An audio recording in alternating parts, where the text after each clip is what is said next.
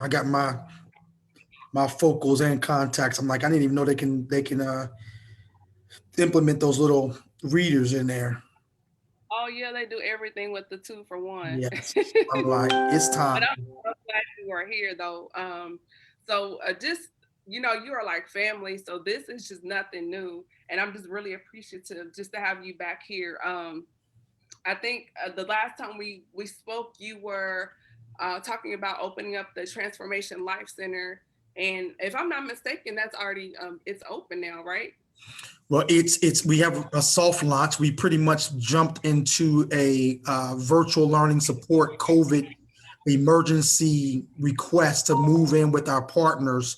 So we are in unofficially in our life center. We're operating, but we got big news to share about a 16,000 square foot renovation project with Trinity Community Commons. So right now we are occupying about 1,600 square feet in a virtual learning capacity, but big things are coming. That is so amazing. So we're going to go ahead and get everything kicked off. I know some people may not be familiar with who you are. So with that being said, hey everybody, this is your girl Camille Essick. I'm the host and creator of the Speaker Podcast. This is the podcast where innovators and creators connect, and we are welcoming back. He is a friend to the show, family to the show, big brother to the show, Demetrius Short. Originally from Cincinnati, Ohio, but now residing in Nashville, Tennessee. So Michi, you call him Michi. Thank you for coming back. Well, I'm glad you had me. You the superstar. You the boss. I'm just glad to be in the co-pilot seat with you tonight. No, that's you. That's you. Oh, this is going to be a good show. Oh my gosh. So those that are not familiar with you, just let the listeners and viewers know who you are. Well, for me, I'm just a city boy from Cincinnati, Ohio. My whole thought process in life through my struggles is to use those struggles to help ignite purpose, inspire success, and transform the lives of people. I've surrendered to the call on my life to use everything that's tried to stop me, things that did stop me, to help push people and motivate people to move past any barriers or obstructions that may come up and that do come up in life. There is no yellow brick road in life. And through every struggle that I've gone through, I believe that God has equipped me to help cultivate tomorrow's leaders today. That's my vision statement, cultivating future leaders to positively impact their community and then ultimately the world. So we get the fish in the boat. Fish never comes in easy. They're flopping and everything, but you enjoy that fillet on that toast when all the work had been done, all the effort has been done with filleting it, cutting it, preparing it. I want to prepare young people who will be a meal, so to say, so to speak, to corporations that will look back and say, "Man, where did you come from?" And all we want them to say is, "We had great people that helped prepare us for our now." And that's my whole call and purpose in life. I love it because you know me since I was like 12. We go way Yes. back. When we met, my mom was actually over the college ministry at OCT, Bishop Johnson. And you've always just been one of those cool people with the youth department. And even now, you still connect with young people. You are a Fiskite, a graduate of HBCU, Fisk Yes. University in You Nashville, know it. Tennessee. The best.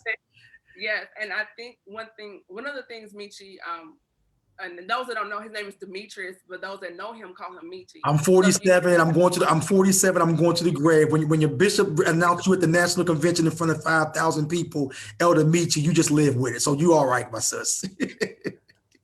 yes, so Michi, one of the things I find so amazing about you is your story. The Word of God says to despise not your humble beginnings, and even in leadership, because you've gone through so much to get where you are. Being a homeless college student at Fisk and matriculating through your education and professional career, you've been able to reach and connect people on so many different levels. So, what do you feel like that experience that you had at Fisk? How did it help you get to where you are right now? Well, again, every part of the journey is part of your story, and you can never and you should never look bad at that. As you said, the small beginnings. People want the Bugatti, but you can't get an oil change in a Toyota Camry. Everyone wants the 5 bedroom house, but you can't keep the note on a 2-bedroom. So we must learn to take every step of the way as a learning opportunity. And whether it's hard or easy, if it's hard, what did you learn? So that when you go down the road, you don't repeat steps that will hurt you when you're at the level where the impact can be greatest. We had a shoe store, we took out a $50,000 SBA loan. And man, we didn't know anything about a shoe store. And we during the house market crash in 2005 and 6, we had to close that store. That $50,000 rolled over to our house. And I remember getting Vanessa and I going to get our glasses, new glasses, and front page of the paper, Greensboro, Fenici shoes closed, the shame. We on the front page of the paper, the beloved store we built. And the eye doctor looked at me and said, "Will you do it again?" And me and Vanessa said, "Heck yeah." He said, "That's what I want." Entrepreneurship is not easy, but if you lost 50 and you know you're going to be a millionaire, I thank God I lost the 50 because all the things we didn't manage inventory well, right? Thank God it was just 50. It could have been the lesson I learned when I was at my max, and then my whole generation suffers. So take it one day at a time. Be good at the lemonade stand before you own anything else. Get that serum going right. Learn about process and procedure. Learn about customer service, so that when you do get that big check or that big opportunity, the skills that you can only sometimes learn at that small level will not cost you on the biggest stage of life. So we just try to grow up too fast.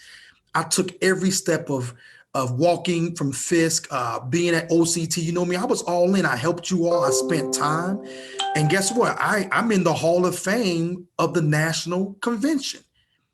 Do you think I was thinking about that when I was just helping you at 12? No, that was so far from my peripheral. But what? All the things I was doing, being trustworthy to you, being relational, helping you get through. I was the CEO of Transformation Life Center when I met you at 12. I just hadn't arrived yet, but all those tools and skills, all the mess ups I made, all the things, it was preparing me for my now. And that's what we have to do, is embrace those hard pressure points. Don't despise them. Don't sweep them under the rug. Make a mistake. What did you learn? Because it's going to come back up, and it either can cost you 50,000 and you learn, or it costs you $1 million and your whole dynasty is wiped out and there's no return. Learn now. Wow. You said a mouthful, and one of the things I heard when you were talking, community. And so with that, you built so many communities like Black Men Run. And what did that mean to you, doing the Steps of Success 5K, Black Men Run, and how that really embodied a community for you, for Black men there in Nashville? Yeah, I mean, knowing vision, I knew that I would be on the stage. I didn't know what stage God would. I thought it was going to be athletics, the typical young sports jock. I'm going to go to the NBA, or I'm going to go to. When all that stuff crashed down, God said, "No, your claim to fame is going to be through impact, where your heart is. I love people. I don't meet a stranger." Vanessa's like, "Where'd you meet this dude?" "Oh, at Walmart last week." And she just started laughing like, "You are crazy, bro." She's like, "God made you so special, have a heart for people." So now that I have that stage, and then I took my struggle of wearing that suit. I used to always dress. I started wearing suits in 5th grade. In 5th grade, everybody, I started wearing suits in 5th grade. I'm a star quarterback. I got suits, folded my suit up on Friday night's game, went 39-9 as a quarterback, put that suit on after the game. Old Nature, came to Fisk, same thing. Every day, suits, alligator skin shoes, but I'm broke, homeless, living in Bishop Johnson's house, eating canned goods. That suit became my brand. Little did I know that I was going to be running 3.1 miles 25 years later. Again, the struggle, God was creating my brand. Today, I'm the crazy Black guy that puts on a suit, runs 3.1 miles with thousands of people all over the world. And what was a memory of struggle now becomes the platform for college students to not have to go through what I went through. Last year, we raised $50,000 after 10 years running in a suit, That suit commemorates my struggle, and we were able to raise $50,000 and give away that money to college students. So the Steps of Success 5K was birthed through my struggle of me walking from FIST to my internships in the early 90s. I took a bad thing and flipped that thing. All things work together for good. Took that suit. Now Saucony gave us $7,500. We have Black Men Run. We shipped medals to Hawaii. We would ship medals to Japan. I am a global brand now that I never thought would reach the world through simply putting a suit on and running in that suit and helping cultivate college students' lives. It's been an amazing journey. So Steps of Success 5K is never give up on your dreams. There's no easy way around it. There's hills, there's valleys. We make every student run. I don't give a student a dime. If you're a quitter, I don't incubate quitters. Hills, valleys, I make them run with me in that suit.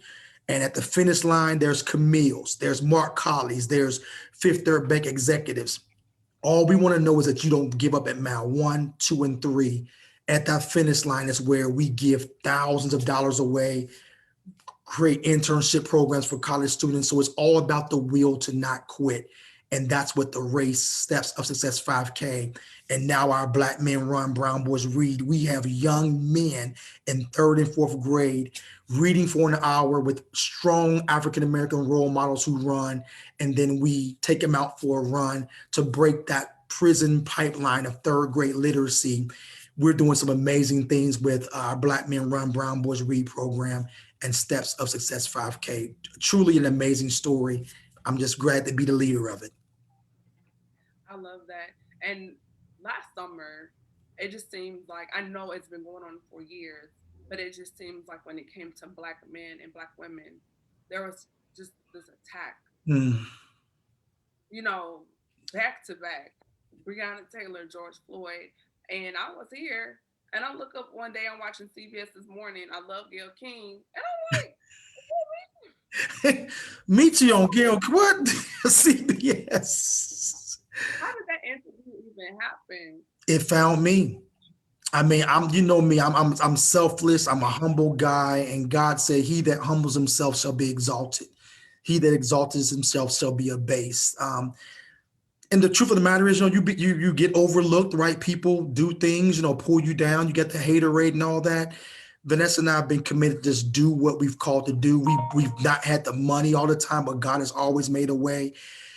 I got a call from CBS News and the anchor. I mean, this is during presidential election. And I'm like, I didn't answer the call. I'm like, they called back.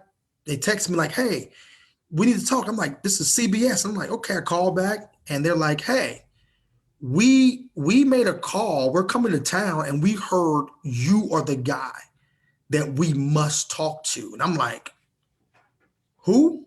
Little Demetrius? She said, no.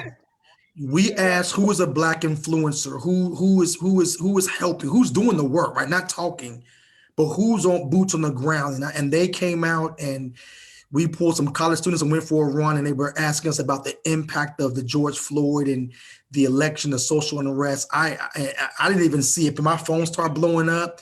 Demetrius, you won't see. I'm like, who, me? And that thing aired, and right the night before I'm like, it couldn't be a bigger stage. God will prepare a stage for you if you're humble. Just do your work. And these opportunities came to us. So no, I didn't call anybody. I just feel honored that the city of Cincinnati, city of Nashville, whoever told them, saw the work, and we're appreciative that they feel we were worthy of that slot. Yeah, I love it. And with that being said, Michi, you've been in ministry for over 20 years. Um, I remember when you preached your first sermon, I was like 14. Yes, indeed. And telling our age, but yeah, it was a while ago. And Just a now little bit. just a little bit. And now here you are, you're opening up, creating the Transformation Life Center. And what does that mean? We're in a generation of people, they want God, they want spirituality, they want relationship, but not the politics of church. Like, what does that message, how do you translate that message to millennials or even older people? How do you translate that message? I think the timing now, I mean, Vanessa, we've been on sabbatical just from what we call pulpit ministry for the last five years. I love to preach, nothing like the gospel of Jesus Christ. But when I really evaluated myself and spending 30 hours a week sermon prepping for one service, um, that didn't sit well. I knew God said, you're called to the world. I'm a street guy. I want to put on a pair of jeans and a t-shirt and go out and meet our young men on the street who are not going to come into the church, who don't want to be judged. And so I've been ahead of the curve of just taking and being the hands and feet of Christ. This pandemic has just squeezed every church. There are no more mega churches. Everyone is a screen and a computer. And I believe it's divine that we take this opportunity for God to say the gospel has got to be more than a Sunday morning experience and a Wednesday night Red Bull moment. Churches are closed on Mondays, Tuesdays, back open. Aren't people getting shot on Monday? Aren't people homeless on Monday? And the conviction for me was, you're not even accessible to the needs of the people because your doors are closed. So the Life Center for us, we are open 5 days a week. I knew that it may seem different because people say, I'm going to church. We are the church. We are the church. And now we are paralyzed. Nobody can go to that building, but the relationships with God is the most important thing that we've done. We have served pastors, and I am one. I'm honored for people would think that much of me to ask me a question, but I should never get in the place of God where someone trusts me more than they trust God. Never should that be. I'm like, you ought to hear the voice of God so clear that if I tell you an error, you should say, but I know what God, but we have gotten in the place of God and we become idols to people. And then we fail them when we need them the most. So I think this moment right now is where everyone has to sit in their house. The pastor is paralyzed. The NFL this pandemic has paralyzed. I don't care how big your money is. The pandemic shut down Major League Sports and billionaires' money. The Church of the Living God, we cannot go to buildings anymore, but we can cry out, Abba, Father. We can build them. And young people right now, they need more relationship than just religion. They need to know who God is for themselves. And as hard as this pandemic is, it's been an eye-opening thing for me to say, Demetrius, stay in that vein. It's not about a building. You got to help our people get in the presence of God wherever they are. And that's all we can do right now, because we may never go back to what we call church's norm. But I'm fine with it. I am so glad that we are building personal relationships with young people, because going to a building ain't hip. Sometimes you got to get them where they are and show them who Christ really is. What do you think about the message of Christ now? Because social media is so in your face. There's no filter. Mhm. Like, nothing is a secret anymore. But yet there's still topics and issues that the church will not discuss. They won't discuss young people that may question their orientation, or you won't discuss mental health and depression and these other critical life issues that are attacking particularly the Black community. So what you say to that when you have young people and you're telling them, hey, you need, young man, young lady, fast, pray, read, pay your tithes, but yet they're not even getting the full life application of what it takes to survive out here in this world.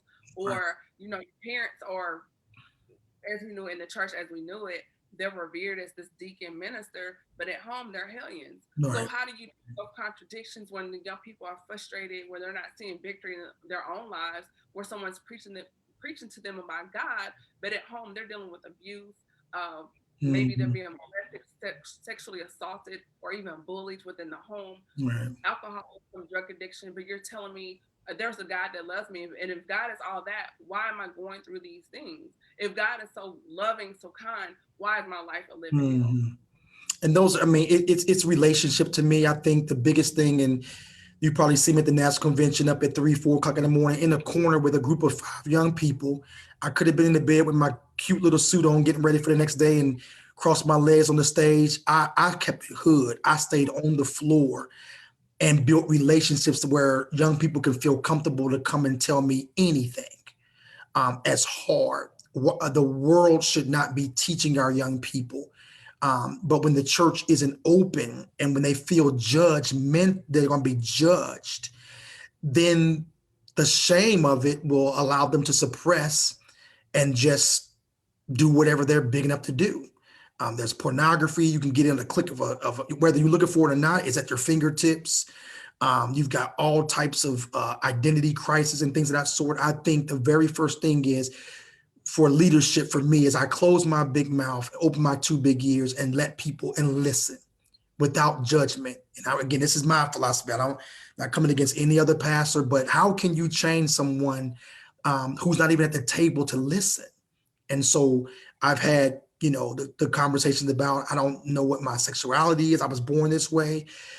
Whether I believe that's true or not, if we can't bridge the gap and sit down and converse with that, I believe that young people will respect me if I listen and tell them the truth in love. The Bible says, by this shall all men know that you are my disciples, that you have love one towards another. So love, I have some friends that are homosexual, transgender, and people say, you got friends? I said, I got coworkers who are. What am I gonna do? Leave my job because my boss is gay?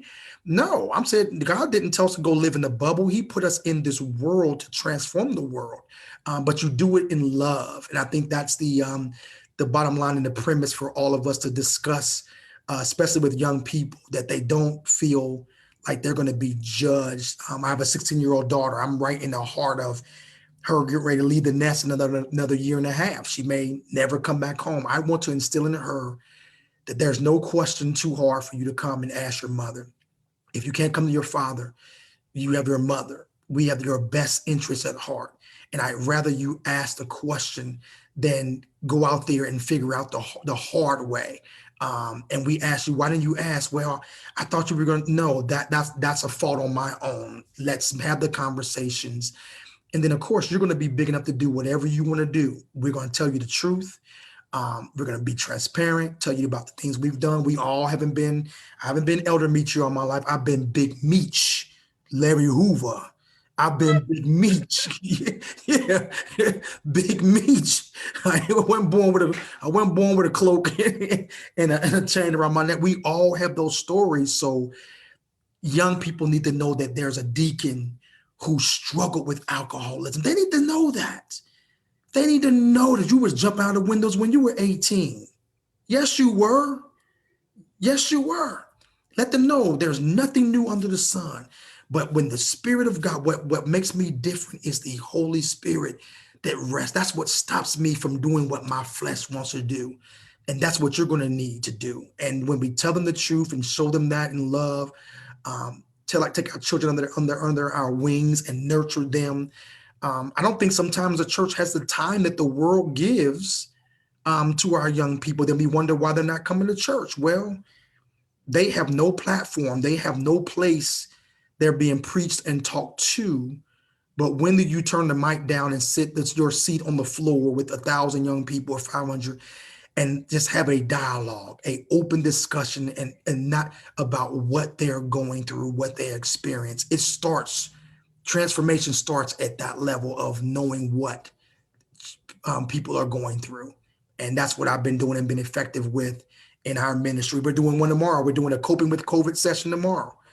Sit down, the CEO of Transformation Life Center, going to sit with 15, 20 high schoolers on a stage, and I'm going to let what are you going through? Listen, what are you going through? The anger, the bitterness, and just help them through the conversation and being relational and being on their level, not preaching to them, but talking and being in the field with them.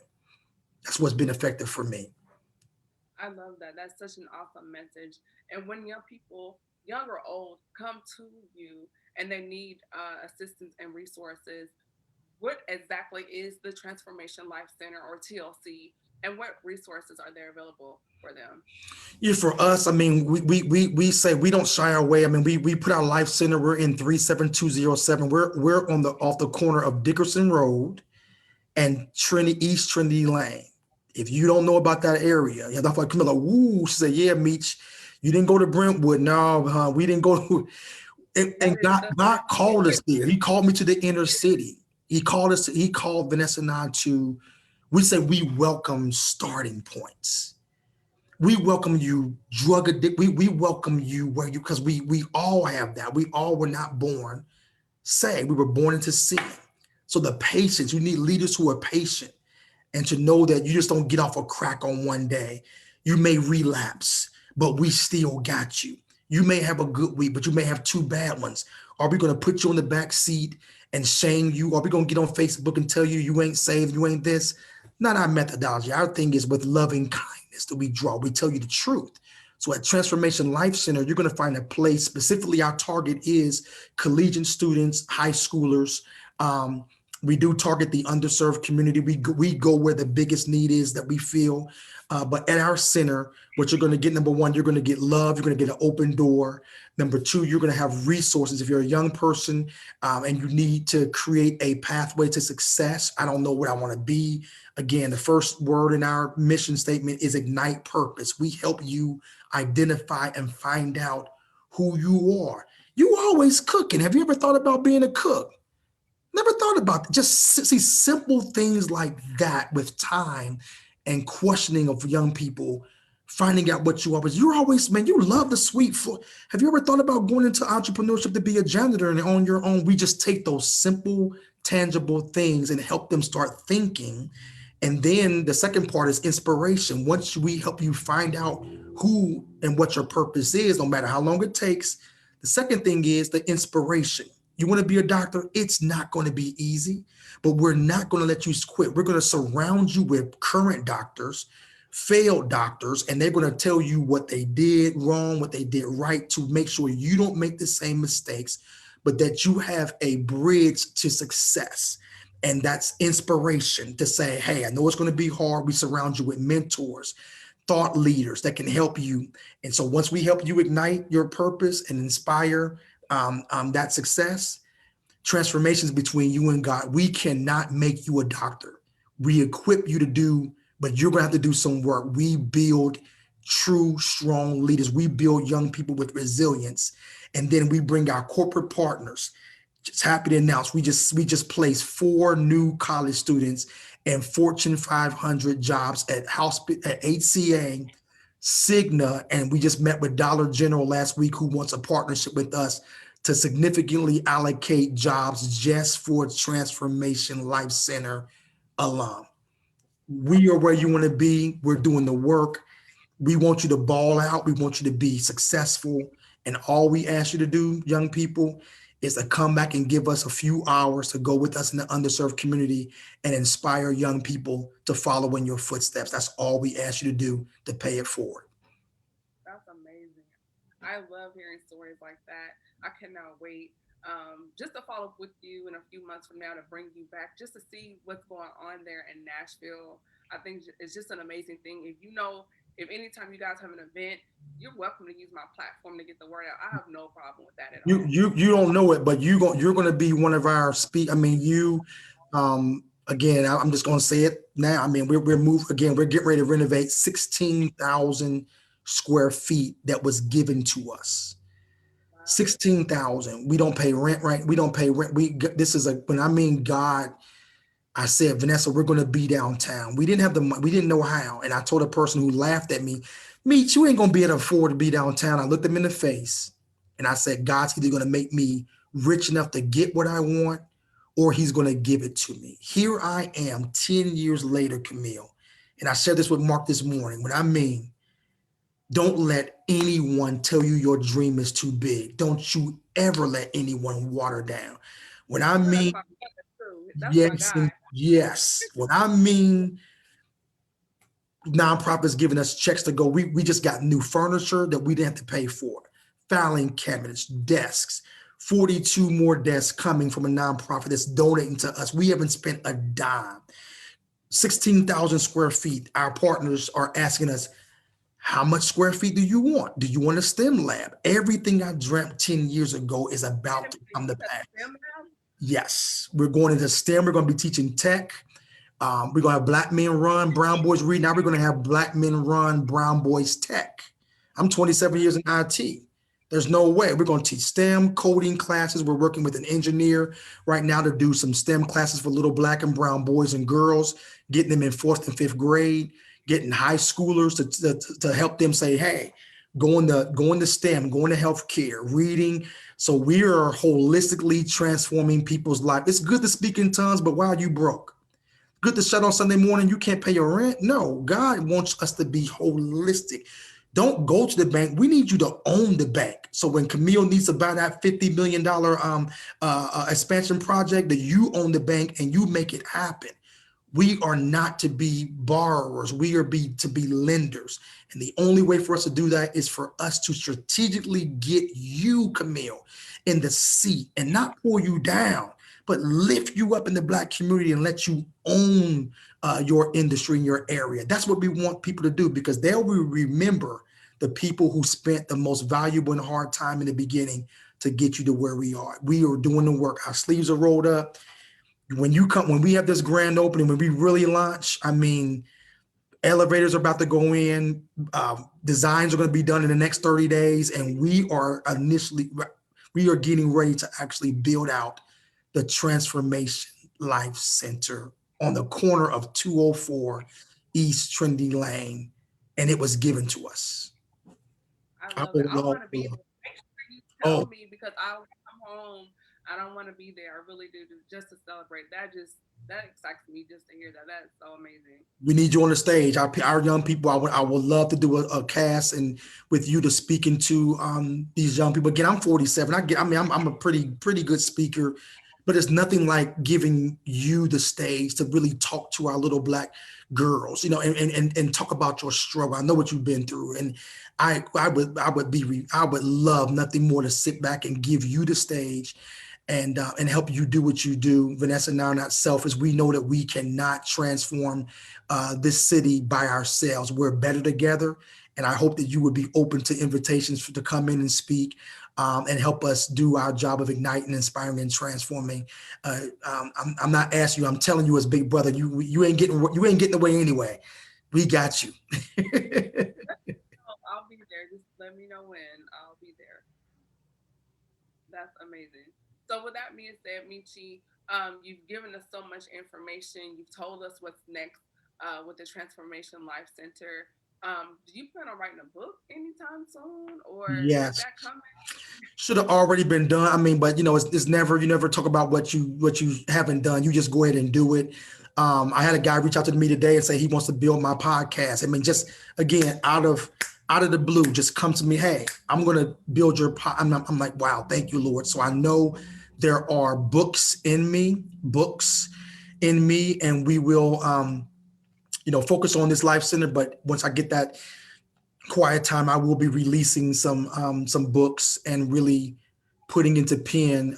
What I would hate to do is that I'm not here to leave in ink the strategies to success that I feel can help people.